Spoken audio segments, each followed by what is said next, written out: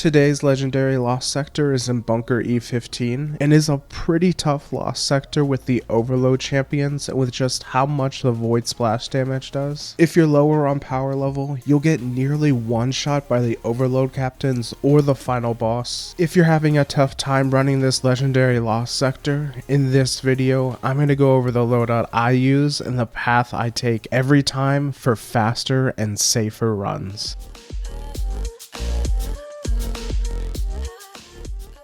Hi guys, I'm Legionless and this channel is about helping you enjoy your games more. If you want to enjoy your games more, make sure to comment down below if you have any other tips for the Lost Sector, and follow me on Twitter for more Destiny content. If you need specific tips for running this Lost Sector on the class you're running, there's links in the description below to a quick guide on the loadout to run on your class for quick and easy runs. In this Lost Sector, you're going to run into one Barrier Hobgoblin and a few Overload Minotaurs.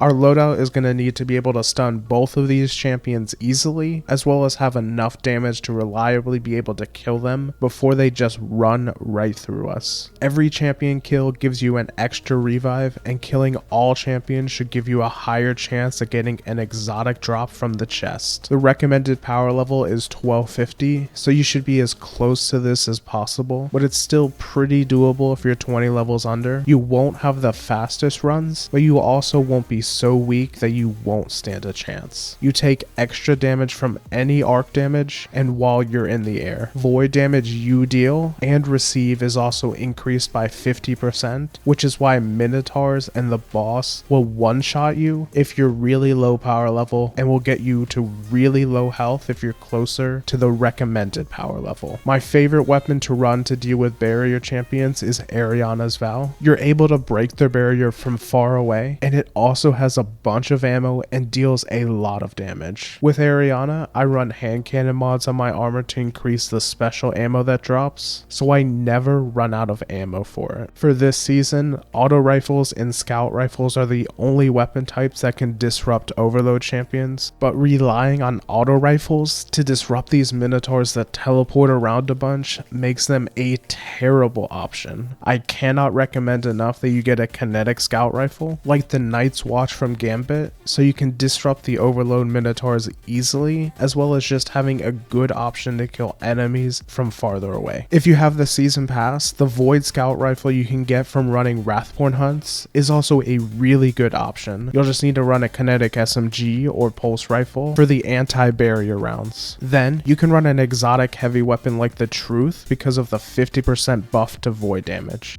Some other really good void heavy weapon options are a grenade launcher like the Crowd Pleaser from Gambit with spike nades, Falling Guillotine from the World Drop loot pool, the Commemoration LMG from the Deepstone Crypt raid, or the Behringer's Memory grenade launcher from World Drops as well. You'll take a lot less damage from enemies if you're running the Kinetic Scout, Ariana's Vow, and Void heavy weapon combo, especially if you're little below the recommended power level. So for your armor, make sure to have Overload Scout Rifle on your gloves, and then any armor mods you can equip that will increase the ammo drop rates for hand cannons and whatever heavy you choose to run. You can also run this season's mods on your class item called Surge Eater and Thermal Overload. This combo disrupts Overload champions if you damage them with a solar or stasis grenade, and when you disrupt the champion, you get your grenade back. This combo lets you use your grenade to stun and then get your grenade back instantly. Some other really good armor mods you can consider running are Spoils of War, which is a class item mod found on your artifact. Every champion you use a finisher on will spawn you heavy guaranteed. Concussive Dampener and either void or arc damage resistant mods are some really good options too if you're lower power level or you're just finding you're taking too much damage from enemies to stay alive easily. If things get too tough though, you can always just let the exoframes take care of literally everything while you binge watch more content on this channel. Fortunately, the only shield in this lost sector is void, so if you have a Void Grenade Launcher with spike nades on it, you'll be able to pop Minotaur shields and do insane DPS to the boss. If you decide to use a different loadout, just make sure to change your armor mods around. When you start the Lost Sector, there's some random fallen, including an Overload Captain. Just hang out in the spot you spawn from and use your scout rifle to kill all trash enemies and disrupt the champion. You'll never see the fallen again in this Lost Sector. Moving forward in the Lost Sector, destroy the boxes to open the containment fields so the exo frames can help you. Once you get to a large open room, quickly open the containment fields so the frames can kill some of the trash enemies for you while you focus on the big threats like the Hydra, Minotaur, and Barrier Champion. You'll want to take out the Hydra first because it will one-shot you no matter how powerful you are. Once you kill the Hydra, clear away the rest of the enemies and leave the Barrier Champion for last. This way you can just 1v1 the champion in case you have any trouble with it, because it'll do a lot of damage to you. Probably the hardest room in this entire Lost Sector is the final room with the boss. I found the catwalk absolutely awful for cover because the void splash damage the boss shoots at you will still damage you almost wherever you go. I use the entrance into this room as where I set up so I can run back to the previous room if I need cover. For the boss room, an Overload Minotaur will spawn every time you hit a damage threshold on the boss for a total of 2 spawning before you kill the boss. I really cannot recommend enough just